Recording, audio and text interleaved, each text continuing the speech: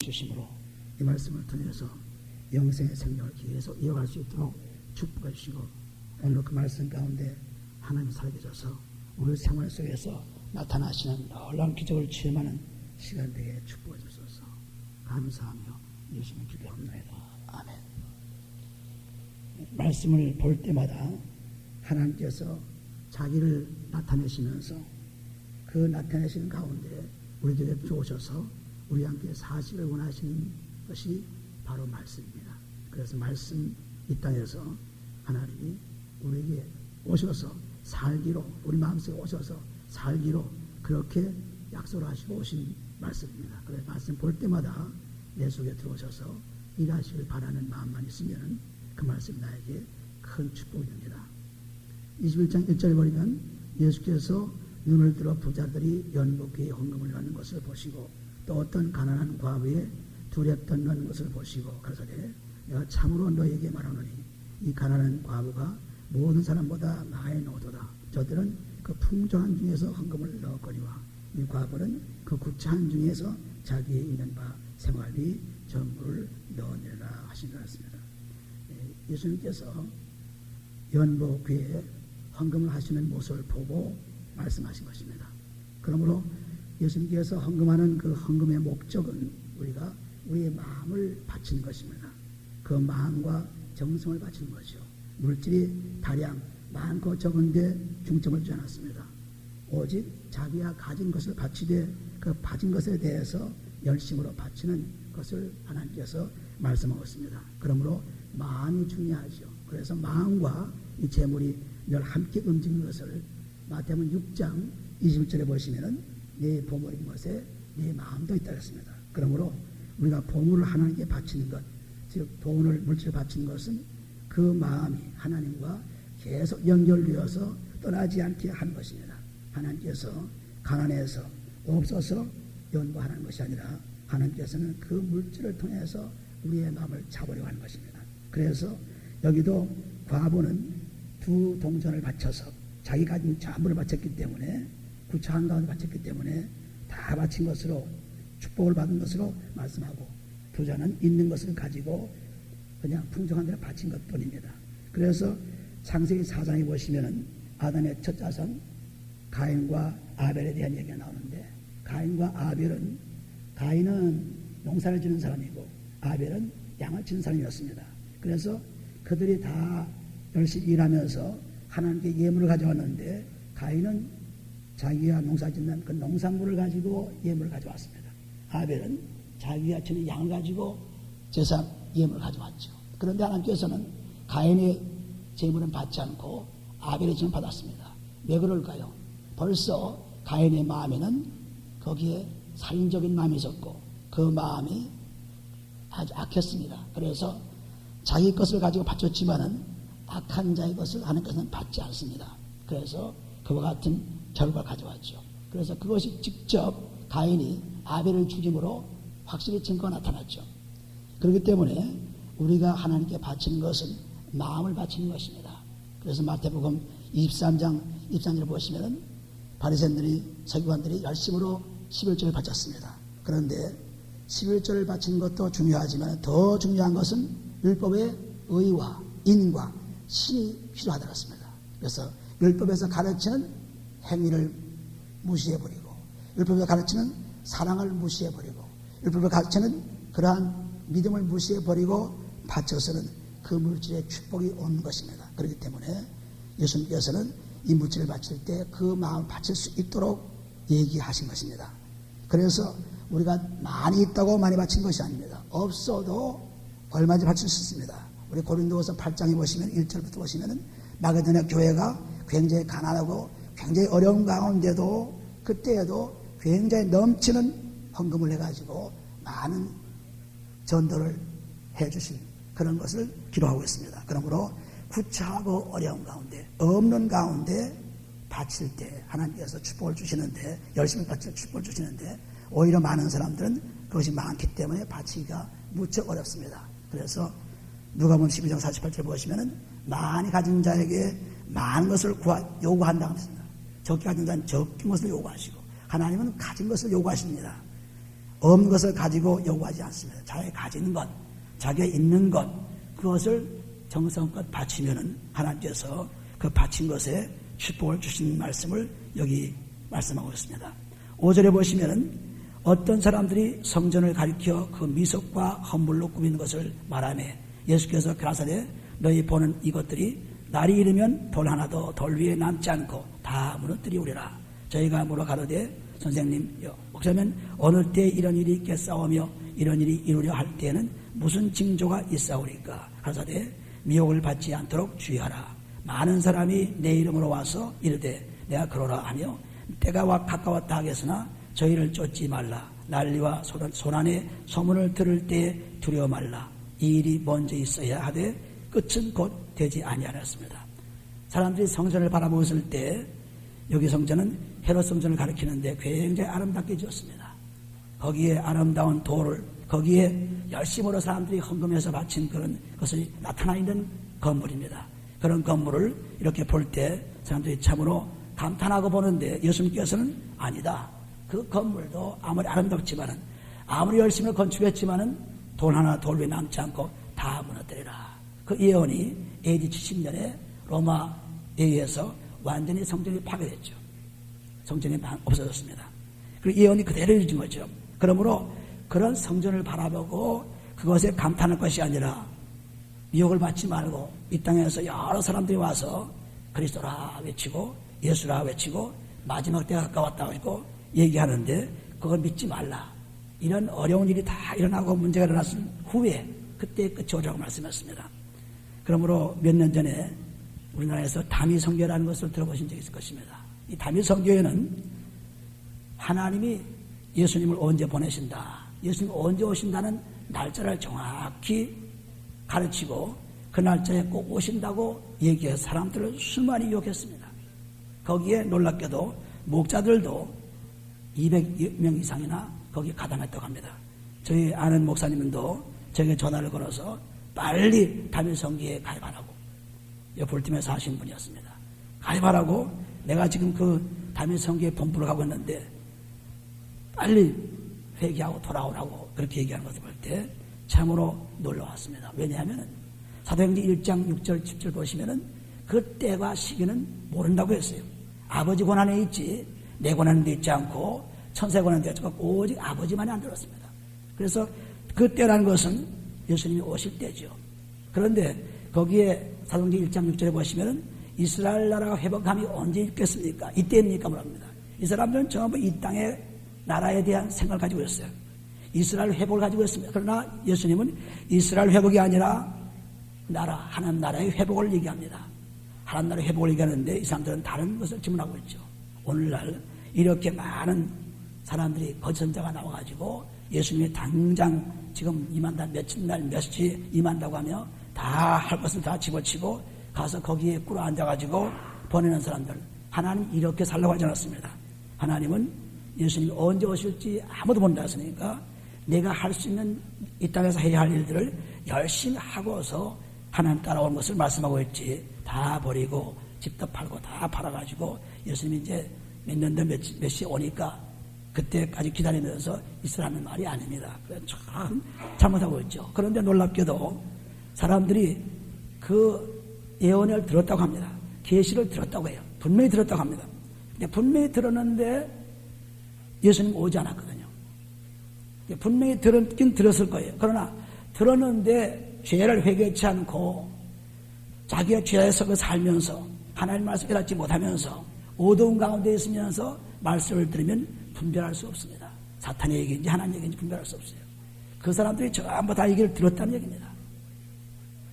들었긴 들었겠죠. 그러나 회개치 않고 있었기 때문에 아무리 말씀을 들어도 그 말씀은 정확하지 않습니다. 우리가 회개치 않고 말씀을 보면은 아무리 말씀을 보아도 정확하지 않습니다.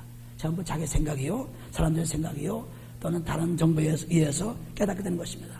그러므로 그 다미성의 사람도 듣긴 들었지만은 회개치 않고 들었기 때문에 문제예요. 회개를 얘기하지만 회개를 하지 않았습니다. 그래서 결국 헛들었죠.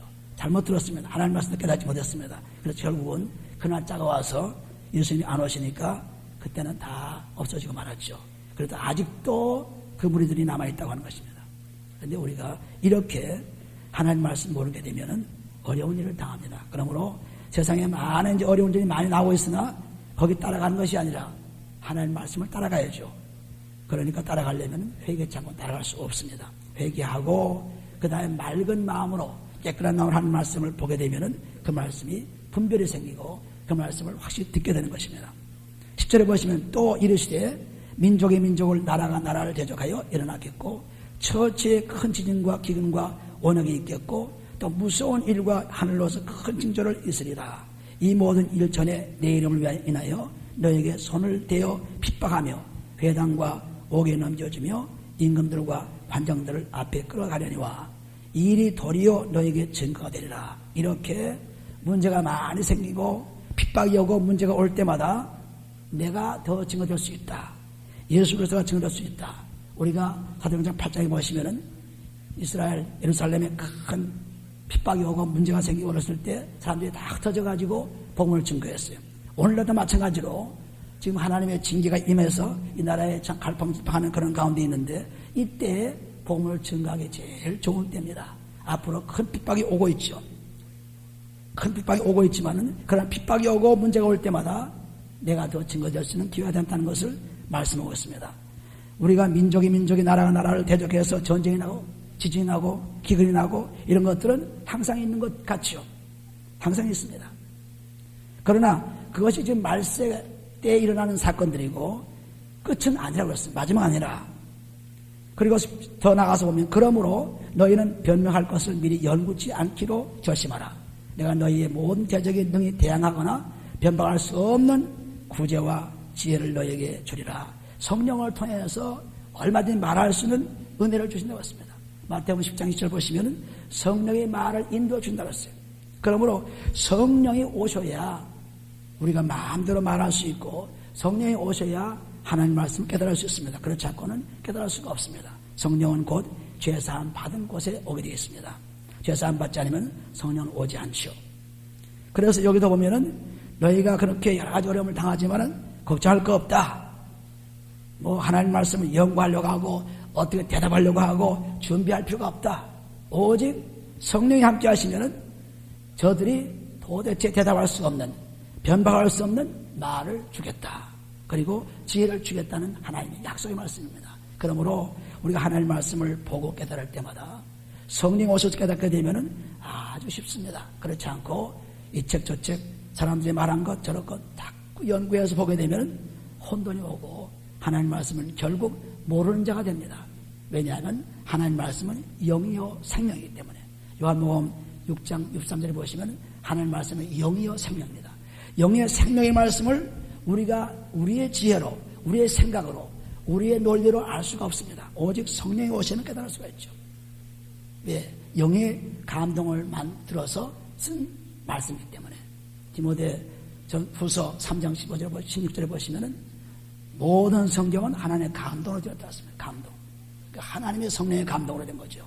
그러므로 성령을 감동된 말씀이기 때문에 우리 생각으로는 이렇지 않은데 자꾸 의심이 되고 논리가 나오게 됩니다. 그러나 이것이 성령과 함께 하시면 아주 쉽게 깨달을 수가 있어요. 성령이 그대로 말씀해 주시고 알게 해주십니다. 그러니까 어떻게 하든지 말씀을 알려고 하려면 자꾸 죄를 내놓고 성령을 충만히 시켜야죠. 그러면은 말씀을 그대로 알게 됩니다.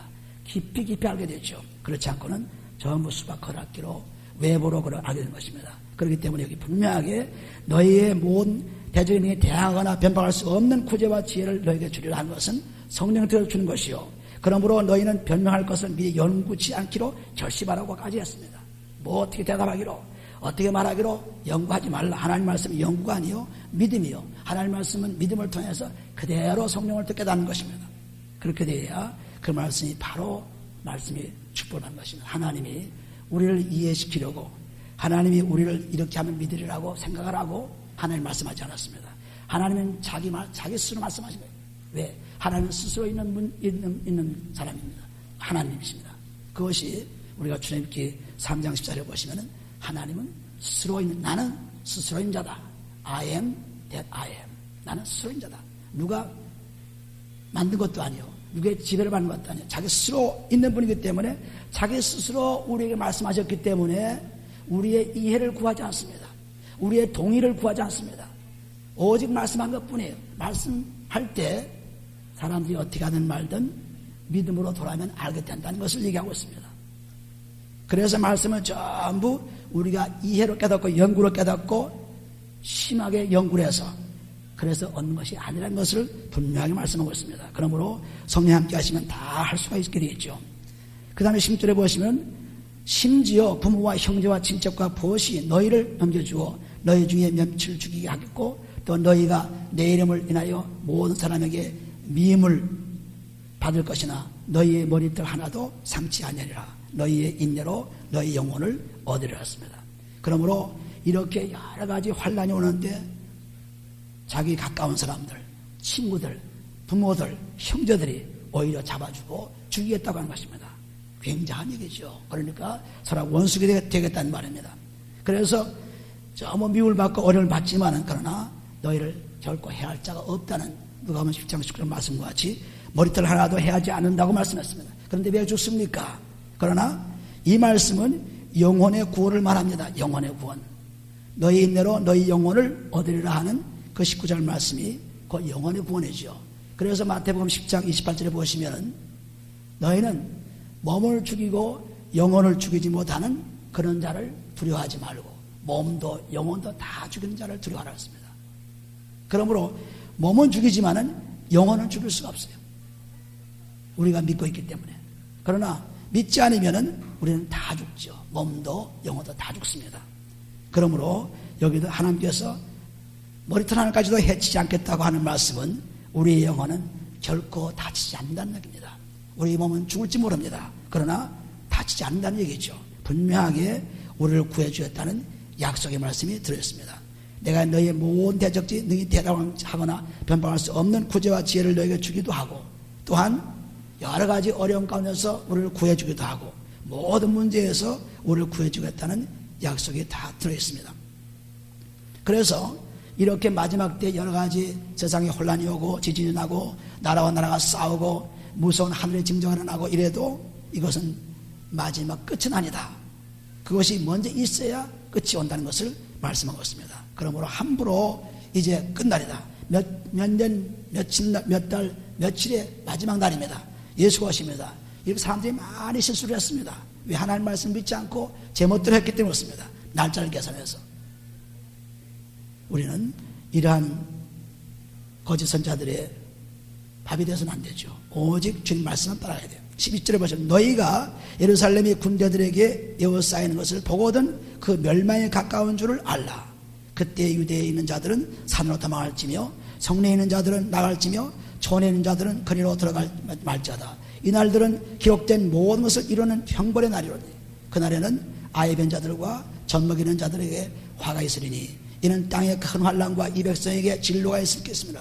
저희가 칼날에 죽임을 당하며 모든 이방에게 사로잡혀 가겠고 예루살렘은 이방인의 때가 차기까지 이방인들에게 발표를 했습니다. 오늘날 예루살렘을 보면은 계속해서 이방의 적들이 예루살렘을 공격을 했고 예루살렘은 끊임없이 오늘도 공격을 받고 있습니다.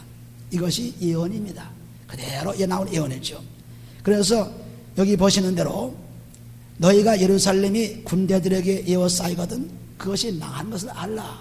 근데 예루살렘의 군대가 둘러싸인 것은 로마 70년, AD 70년에 망하는 것 그때뿐이 아닙니다. 벌써 그전에도 여러 번 있었죠. 바빌로니아의 성전이 파괴되고 그리고 또 그리스에 또 로마에 끊임없이 예루살렘을 공격받았습니다. 또 그 다음에는 아랍의 공격을 받고 수백 년 동안 아랍 지배하에서 예루살렘은 지금 오늘날 그 템플이 세워진 것처럼 저렇게 아주 왕성하게 그 템플이 세워졌어요. 모슬렘 템플이 세워졌어요. 그것이 다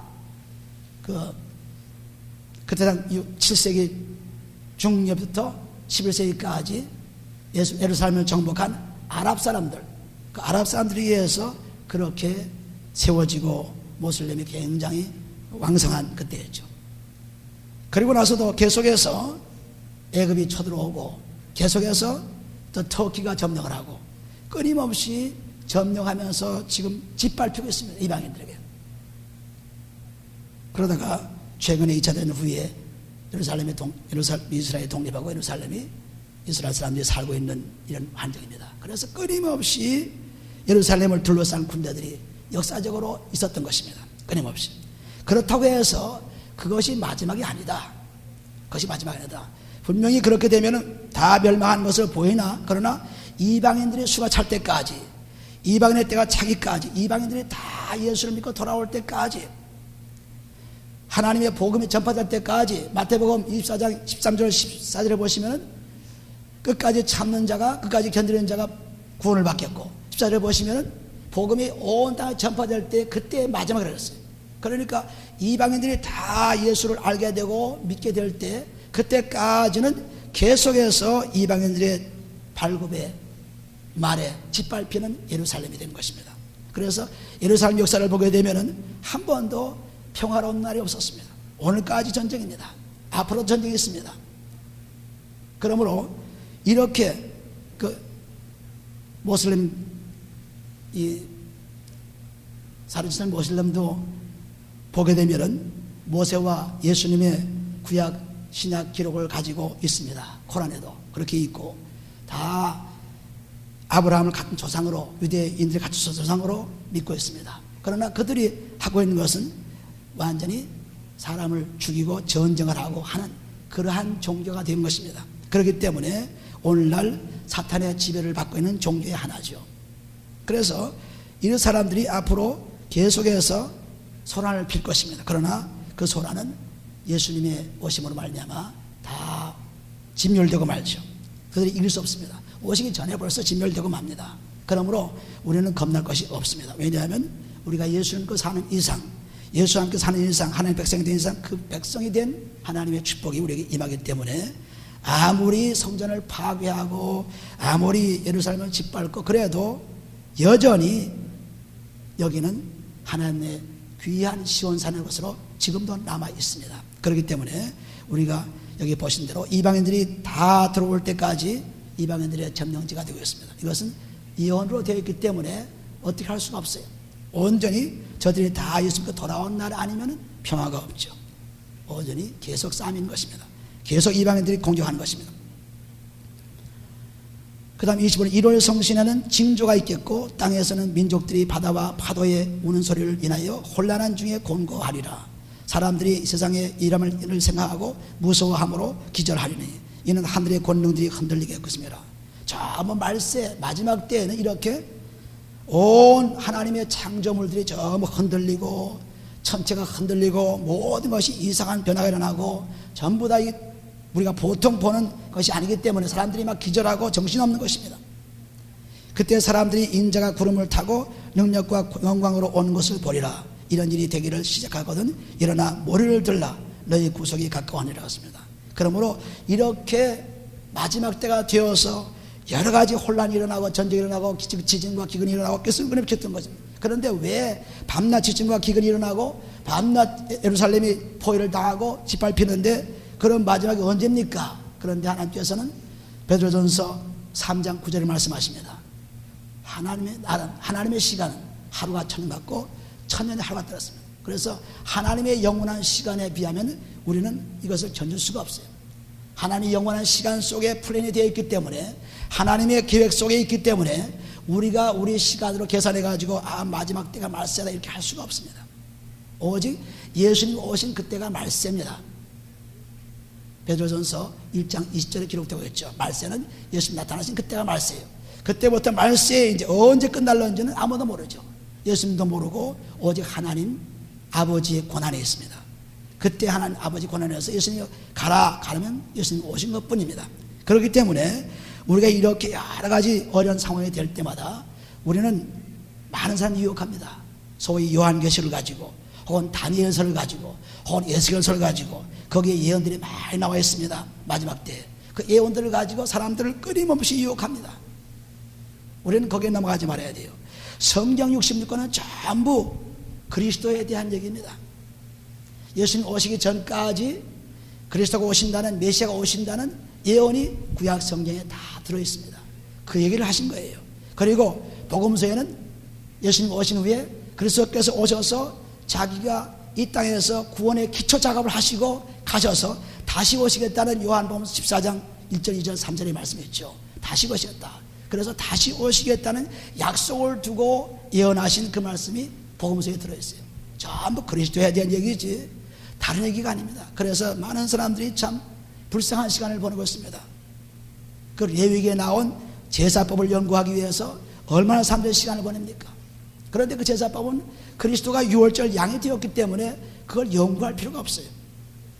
알 필요가 없는 것입니다. 오직 그리스도가 유월절 양이라는 것만 알면 그만이죠. 요한계시록도 마찬가지입니다. 요한계시록에 굉장한 상징적 얘기들이 많이 나오죠. 그걸 가지고 풀어놓고 이것저것 할 필요가 없는 것입니다. 왜? 요한계시록은 회개해서 나게 되면 하나님이 예수께서 오셔서 우리를 구원하시겠다는 약속이 들어있는 것 뿐이지, 그걸 가지고 수백 개의 테이프를 가지고 또한 굉장한 책을, 수백 페이지 책을 가지고 요한계시록을 설명해 놓고 레위기를 설명해 놓고 다니엘서 설명해 놓고 백날 봐야 해답을 못 얻습니다. 왜? 그리스도를 보여주기 위한 것이지 다른 것이 없습니다.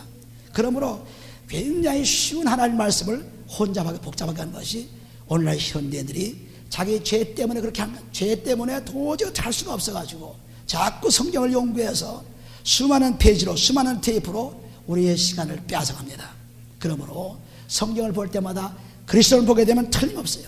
그리스도를 보게 되면 그대로 다 풀리는 것입니다. 성경이. 그리스도를 안 보게 되면은 그게 666자가 뭐고 무슨 적그리스도가 뭐고 전부 이상한 얘기 많은 거죠. 그거 알아서는 또 뭐 할 거예요? 알아서 우리 구원과 관계 있나요? 다 안다고 해도 믿지 않으면 구원이 상관없습니다.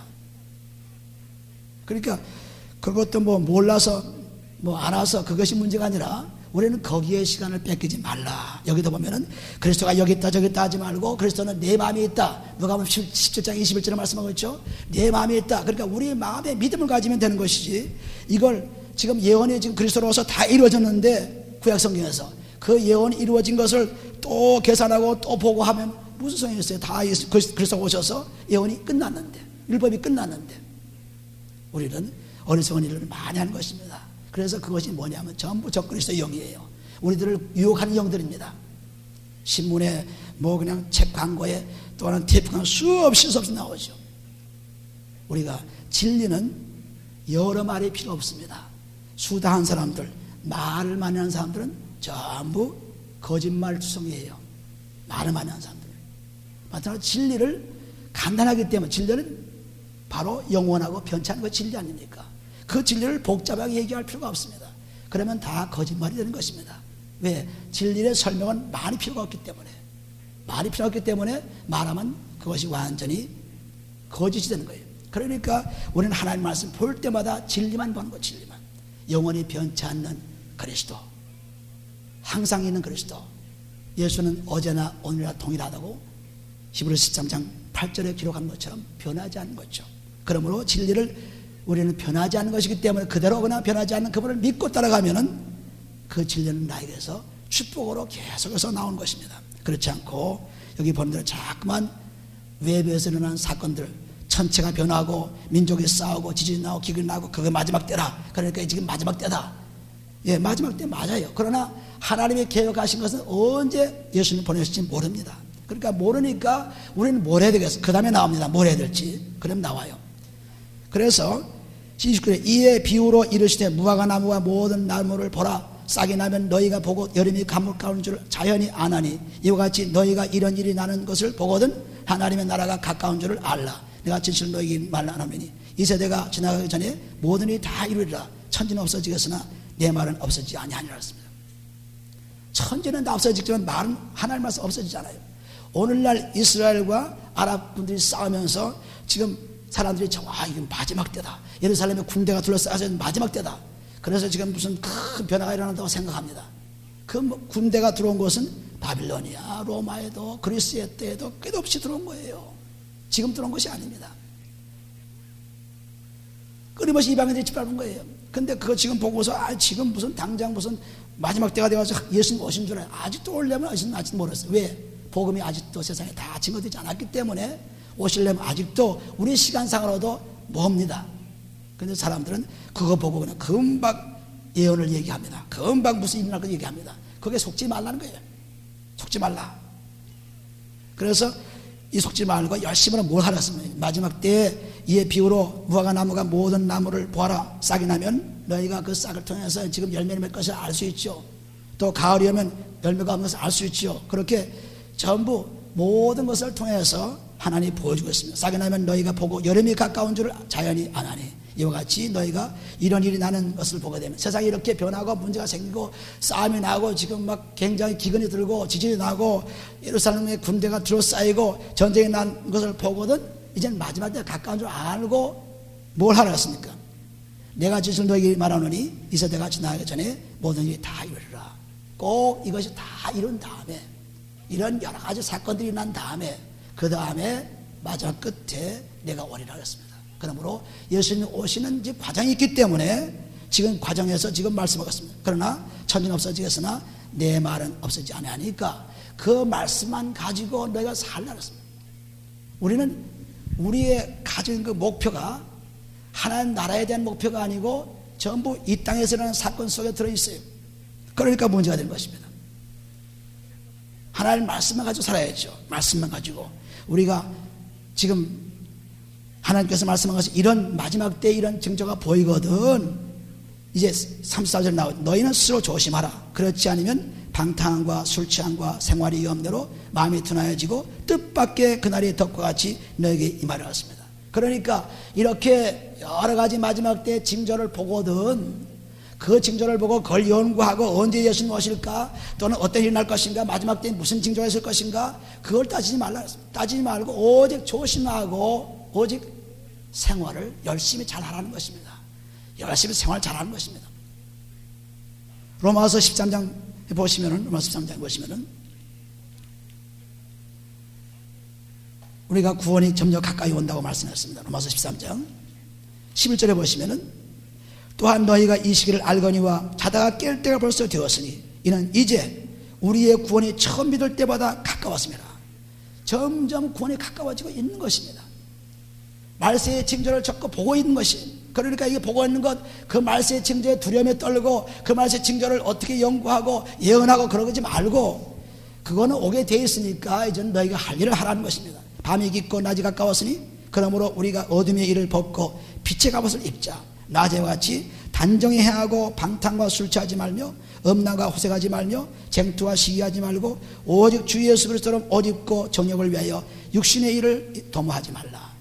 다시 말해서 예수님이 지금 오신다고 하는 마지막 징조가 보일 때 그 징조에 벌벌 떨고 그 징조를 얘기하고 그걸 연구하고 하는 것이 아니라 너희가 죄를 회개하고 예수님 오심을 영접할 기회를 가지고 기다리라 하는 것입니다. 이 기다리는 목적 포커스가 저는 다르죠. 근데 거짓 선자는 포커스를 전부 이 무서운 그 요한계시록의 무서운 환경을 그냥 그대로 사람들에게 줘가지고 두려움을 주는 것입니다. 성경을 처음 연구를 해가지고 사람들에게 두려움을 준 것입니다. 그게 무슨 소용이 있어요? 우리는 그 두려움이 상관없이 왜? 그리스도가 우리 속에 있고 우리가 그리스도의 자녀가 되었기 때문에 이제는 그분이 오시는 것을 맞이할 준비만 열심히 하면 돼요. 준비하는 열심을 가야 돼요. 준비하는. 이제 결혼식 하는데 결혼식 하면 무슨 일이 날 것입니다. 결혼식 하면 어떻게 될 것입니다. 이제 그 뭐 어떻게 될 것입니다. 그걸 우리가 연구하는 거예요. 결혼식 하면 신랑 신부는 나가면 되는 거예요. 나가서 신부의 손 붙잡고 결혼식 하면 되는 거지. 그때 그 손님들 와서 어떻게 할까, 또 뭐 어떻게 할까, 뭘 준비해야 될까, 신랑 신부는 그런 걱정할 필요가 없는 거예요. 우리는 그리스도를 받아서 믿음의 삶이 되었기 때문에 그런 걱정하지 말고 열심히 준비하는 것입니다. 그 준비가 바로 베드로서 4장 7절을 보시면 만번이 마지막 가까웠으니 근신하고 깨어라 그랬죠. 그리고 열심히 서로 사랑하라. 열심히 사랑하라. 사랑에 식어지고 마태복음 24장 12절 보시면 사랑에 식어지고 세상에 점점 험하게질 때일수록 점점 그 사랑에 식어지는 것에 두려워하지 말고 열심히 사랑하라. 열심히 사랑하고 다른 사람의 죄를 용서해주라. 용서에 대접해주라. 이것이 마지막 때에 준비하는 것입니다. 마지막 때 열심히 회개하고 사랑해주고 그리고 대접해주고 그래서 이 땅 와서 열심으로 주님을 맞이할 준비를 하는 것이 바로 깨어서 기도하는 생활입니다. 깨어서 기도해서 우리 생활을 술 취하고 방탕한 것에서 벗어나는 생활입니다. 빛의 갑옷을 입는 생활이죠. 이 생활을 하라는 것이지 앞으로 이제 큰 문제가 생깁니다. 어둠이 생깁니다. 그냥 난리가 납니다. 그래서 위협을 주고 다 내 자손도 필요 없고 자식도 필요 없고 다 필요 없으니 다 팔아고 나한테 모이라. 이것이 다 적그리스도죠. 그러니까 우리는 때를 잘 알아서 그 때가 준비할 것을 분명히 하셔야 돼요. 누가 보면 다시 돌아가 보시면 21장. 그래서 이 날은 온 지구상에 35절이에요. 지구상에 거하는 모든 사람에게 이 말이라. 어떤 예외가 없습니다. 다 오는 것입니다. 이러므로 너희는 장차 올 이 모든 일을 능히 피하고 인자 앞에 서도록 항상 기도하며 깨어있으라 하십니다. 그래서 우리가 준비하는 것은 두려움에 떠는 것이 아니고 기도하고 깨어서 준비하는 거예요. 기도하고 깨어서 준비하자니까 우리가 참아야 되고, 야고보서 5장 7절 보시면 농부가 씨를 심고 이른 비와 늦은 비를 기다리면서 열매를 기다리는 것처럼 참으라고 했습니다. 참고 그 다음엔 기도하여서 우리의 죄를 다 용서받으면서 하나님의 사랑이 우리 속에 들어와가지고 그 사랑이 풍성히 거하심으로 말미암아 다른 사람들을 열심히 사랑해주라, 다른 사람 죄를 용서해주라, 다른 사람들을 원망 없이 잘 대접해주라. 이것이 우리들의 할 일이에요. 마지막 때가 온다고 그냥 사람들이 겁을 주고 그냥 거기 그게 무슨 소용이 있어요? 뭐 이 맞박에 무슨 뭐 찍힌다는 등 뭐 컴퓨터가 나와가지고 뭐 사람을 어떻게 한다는 뭐 유럽 공동시장이 생겨서 어떻게 한다는 등 뭐 전부 엉터리 그런 얘기가 성경에 없습니다. 전부 사람들이 만들어낸 거예요. 공동시장에서 그 화폐가 통일되고 경제가 통일돼가지고 어떻게 된, 그건 전부 자기가 만들어낸 거예요. 우리는 거기에 속지 말아요. 그러니까 제가 고등학교 다닐 때인가요? 그때 목사님들, 유명한 목사님들이 요한계시를 가지고 풀어서 예언한 것이 지금 다 틀려버렸어요. 그 사람들이 지금 무슨 말 하는지 몰라요. 그때 다 속였습니다. 잠깐만 속여가지고 석유 파동이 나니까 석유 때문에 무슨 세상이 마지막에 오는 것 같고 전부 이렇게 했습니다. 오늘날 테러가 오니까 이게 또 마지막인 줄 알아요. 전부 그렇게 말하는 게 속아나고 속죠. 그때 세상에 일어나는 사건을 통해서 하나님의 말씀을 받지 않고 그대로 예언하면서 사람들을 속이는 것입니다. 그러니까 우리는 거기에 관심 갖지 말고 오직 기도하고 깨워서 하나님을 기도합니다. 그러니까 예수님께서 그 다음 삼 것입니다. 그래서 낮이면 성전에서 쉬시고 밤이면 나가 감리라 하는 산에서 쉬시니 모든 그 말씀을 들으려 아침에 성전에 나가니라. 하나님의 말씀은 영원하시고 그 말씀은 하나님이시고 변치 않고 천지는 다 없어지겠지만 하나님은 없어지지 않는다였어요. 천지는 불로 다 없어진다 그랬죠. 베드로후서 3장 8절에 보시면 물로 없어진 것처럼 천지는 다 멸망하리라. 불로 멸망했습니다. 그 불로 멸망하니까 그거 무서워가지고 이제 불로 멸망하니까 죽으니까 이제 뭐 마음대로 살자가 아닙니다. 그것은 온 것이 분명하지만은 지금 하나님께서 우리에게 주신 사명은 계속 여기 예수님께서 말씀하신 가르치고 말씀을 계속 전파하고 그리고 내가 해야 할 일들 죄를 용서받고 사람들을 사랑해주고 그리고 열심히 대접을 해주고 원망 없이 하고 시기하지 않고 살고 방탕하지 않고 술 취하지 않고 살고 끊임없이 그리스도의 삶 속에 살아가는 것이 우리의 예수님을 기다리는 생활입니다. 그러므로 두려울 거 하나도 없죠. 당장 무엇이나 두려울 거 없죠. 그것이 마지막 때의 이런 과정이기 때문에 우리는 다 알고 있지 않습니까? 예언을 통해서 과정이기 때문에 그것 때문에 두려워할 필요 없어요. 우리는 오직 해야 할 일이 기도하고 깨어서 열심으로 하나님의 말씀을 먹고 사람들에게 주고 그래서 우리들로 하여금 예수님 오실 때는 아주 마음 놓고 예수님을 맞을 수 있도록 그런 준비를 하라는 것입니다. 그러니까 성경을 볼 때마다 언제나 성령의 충만을 받기를 원합니다. 성령 충만. 그래야 말씀을 알고 깨달을 수 있기 때문에 성령 충만을 열심히 받으면 아무리 적그리스도가 와서 나를 속인다 해도 아무리 좋은 말을 속인다 해도 속아 넘어가지 않아요. 그런데 우리가 성령이 같이 하시면 우리 하나님 말씀이 그렇게 우같이 달고 우리에게 하나하나 정말 깨우쳐주고 우리가 생명을 주는 말씀으로 바뀌는 것입니다. 그러므로 마지막 때의 현상을 보고 또 여러 가지 문제를 보고 사람들이 마음 놓고 그냥 떠들고 얘기하고 거기에 속아 넘어가지 말라. 오직 주님 말씀에 기울이라. 예수께서 낮이면 성전에서 가르치시고 밤이면 나가 감람원이라는 산에서 서시니 모든 백성이 그 말씀을 들으러 이른 아침에 성전에 나가니라. 베드로전서 1장에 가보시면은 하나님 말씀은 영원하는 것을 말씀하고 있습니다. 하나님 말씀 변치 않아요. 그 말씀만 살고 있으면 상관이 없습니다. 베드로전서 1장 24절에 보시면은 그러므로 모든 육체는 불과 같고 그 모든 영광이 불의 꽃 같으니 푸른 마르고 꽃은 떨어지되 세상의 모든 것은 다 지나갑니다. 오직 주의 말씀은 세세토록 있도다 하였으니 너에게 전한 복음이 곧 이 말씀이라. 영원한 것이 말씀이죠. 영원한 분이 하나님이죠. 영원한 분이 진리죠.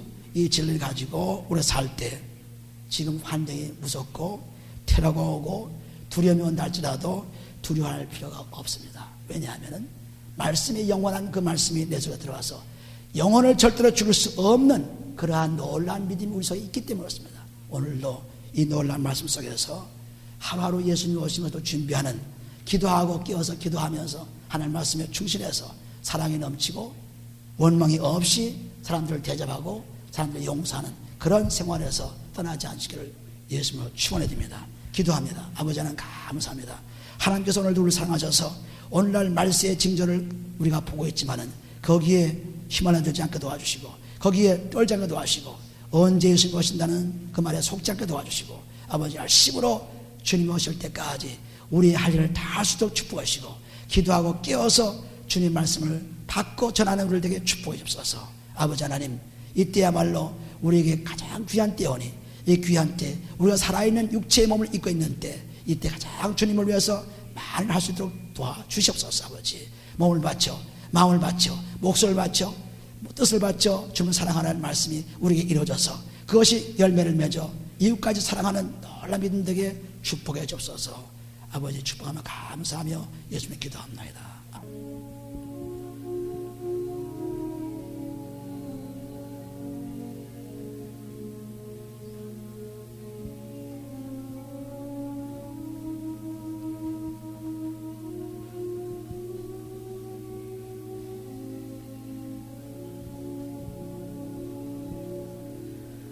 주 하나님 지으신 모든 세계 내 마음 속에 그리워 볼 때 하늘의 별 올려보지는 뇌서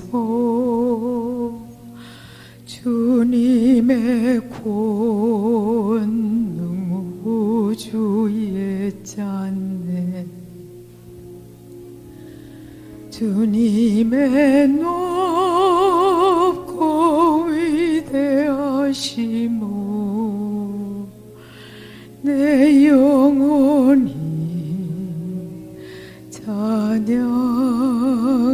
찬양하네. 주님의 높고 위대하심을 내 영혼이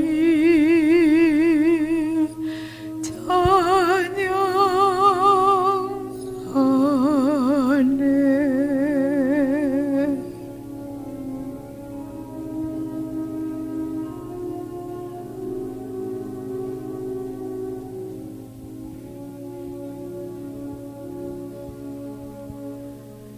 주 하나님 독생자 아낌없이 우리를 위해 보내주셨네. 십자가에 피 흘려 죽으신 주, 내 모든 죄를 구속하셨네. 주님의